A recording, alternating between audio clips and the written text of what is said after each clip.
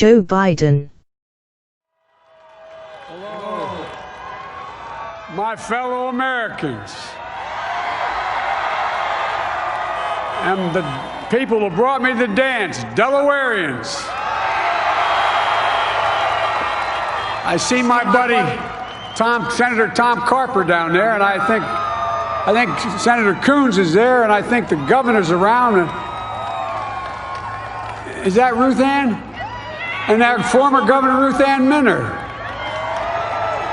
Most importantly, my sisters-in-law, my sister Valerie. Anyway. Folks, the people of this nation have spoken.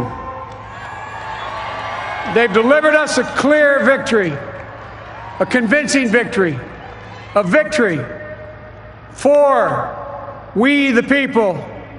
We've won with the most votes ever cast for a presidential ticket in the history of the nation. 74 million.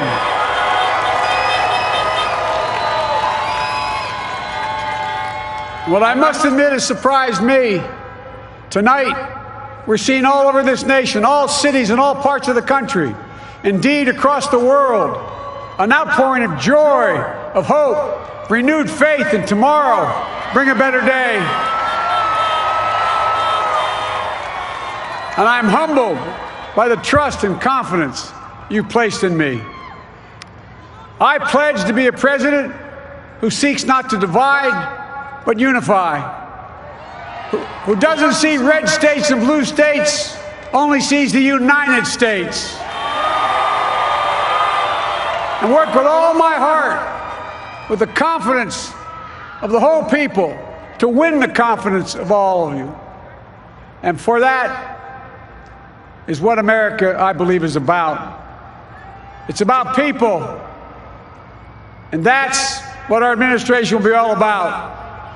I sought this office to restore the soul of America, to rebuild the backbone of this nation, the middle class, and to make America respected around the world again, and to unite us here at home. It's the honor of my lifetime that so many millions of Americans have voted for that vision. And now, the work of making that vision is real. It's a task, the task of our time. Folks, as I said many times before, I'm Jill's husband. And I would not be here without her love and tireless support of Jill and my son Hunter and Ashley, my daughter, and all our grandchildren and their spouses and all our family. They're my heart. Jill's a mom, a military mom, an educator. And she has dedicated her life to education.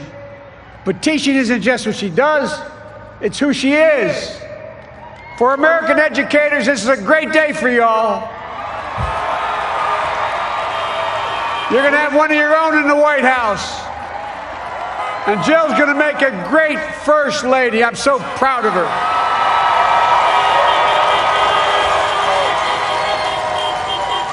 And I'll have the honor of serving with the fantastic Vice President who you just heard from, Kamala Harris, who makes history as the first woman, first black woman, the first woman from South Asian descent, the first daughter of an immigrant ever elected in this country. Don't tell me it's not possible in the United States. It's long overdue. And we're reminded tonight of those who fought so hard for so many years to make this happen. But once again, America's bent the arc of the moral universe more toward justice. Kamala, Doug, like it or not, your family, you become an honorary Biden, there's no way out. All those of you who volunteered and worked the polls in the middle of this pandemic, local elected officials, you deserve a special thanks from the entire nation. And to my campaign team and all the volunteers and all who gave so much of themselves to make this moment possible, I owe you. I owe you. I owe you everything. And to all those who supported us, I'm proud of the campaign we built and ran. I'm proud of the coalition we put together, the broadest and most diverse coalition in history. Democrats, Republicans, Independents, progressives, moderates, conservatives, young, old, urban, suburban, rural, gay, straight, transgender, white, Latino, Asian, Native American. I mean it, especially those moments, and especially those moments when this campaign was at its lowest ebb. The African American community stood up again for me. You've always had my back, and I'll have yours. I said at the outset, I wanted to represent this campaign to represent and look like America. We've done that. Now that's what I want the administration to look like and act like. For all those of you who voted for President Trump, I understand the disappointment tonight. I've lost a couple times myself, but now let's give each other a chance. It's time to put away the harsh rhetoric, lower the temperature, see each other again, listen to each other again. And to make progress, we have to stop treating our opponents as our enemies. They are not our enemies. They are Americans. They are Americans. The Bible tells us, to everything there is a season, a time to build, a time to reap and a time to sow, and a time to heal. This is the time to heal in America.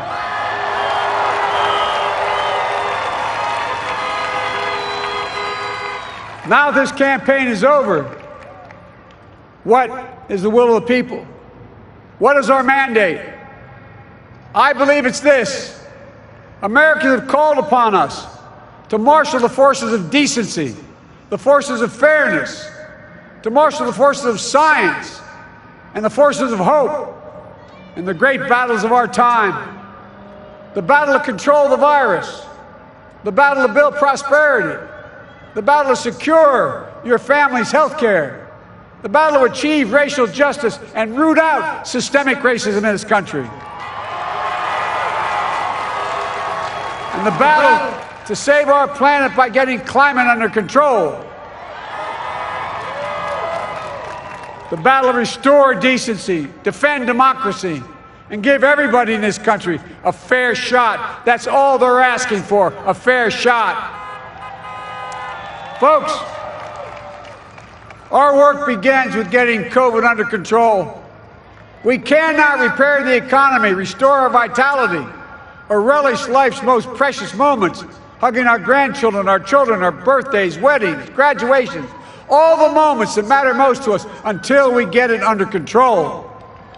On Monday, I will name a group of leading scientists and experts as transition advisors to help take the Biden-Harris COVID plan and convert it into an action blueprint that will start on January the 20th, 2021. That plan will be built on bedrock science. It will be constructed out of compassion, empathy, and concern. I will spare no effort, none, or any commitment to turn around this pandemic. Folks, I'm a proud Democrat, but I will govern as an American president. I'll work as hard for those who didn't vote for me as those who did. Let this grim era of demonization in America begin to end here and now.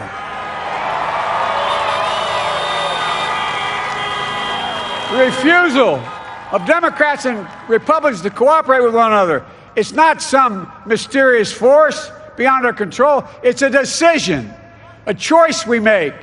And if we can decide not to cooperate, then we can decide to cooperate. And I believe that this is part of the mandate given to us from the American people. They want us to cooperate. in their interest. And that's the choice I'll make. And I'll call on Congress, Democrats and Republicans alike, to make that choice with me. The American story is about slow yet steadily widening the opportunities in America. And make no mistake, too many dreams have been deferred for too long. We must make the promises of the country real for everybody, no matter their race, their ethnicity, their faith, their identity, or their disability. Folks, America has always been shaped by inflection points, by moments in time where we've made hard decisions about who we are and what we want to be. Lincoln in 1860, coming to save the Union. FDR in 1932, promising a beleaguered country a new deal. JFK in 1960, pledging a new frontier. And 12 years ago, when Barack Obama made history, he told us, yes, we can. Well, folks, we stand at an inflection point. We have an opportunity to defeat despair, to build a nation of prosperity and purpose. We can do it. I know we can. I've long talked about the battle for the soul of America. We must restore the soul of America. Our nation is shaped by the constant battle between our better angels and our darkest impulses. And what presidents say in this battle matters. It's time for our better angels to prevail. Tonight, the whole world is watching America. And I believe at our best, America is a beacon for the globe. We will lead not only by the example of our power, but by the power of our example. I've always believed, many of you heard me say it, I've always believed we can define America in one word: possibilities. That in America, everyone should be given an opportunity to go as far as their dreams and God-given ability will take them. You see, I believe in the possibilities of this country. We're always looking ahead to an America that's freer and more just, ahead to an America that creates jobs with dignity and respect, ahead of America that cures diseases like cancer and Alzheimer's, ahead to an America that never leaves anyone behind, ahead of America that never gives up, never gives in. This is a great nation.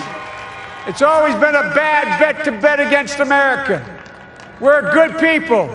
This is the United States of America, and there's never been anything we've been not able to do when we've done it together. Folks, in the last days of the campaign, I began thinking about a hymn that means a lot to me and my family, particularly my deceased son, Bo.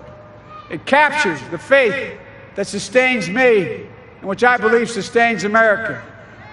And I hope it can provide some comfort and solace to 230,000 Americans who've lost a loved one to this terrible virus this year. My heart goes out to each and every one of you. Hopefully this hymn gives you solace as well. And it goes like this: and he will raise you up on eagle's wings, bear you on the breath of dawn, and make you to shine like the sun, and hold you in the palm of his hand.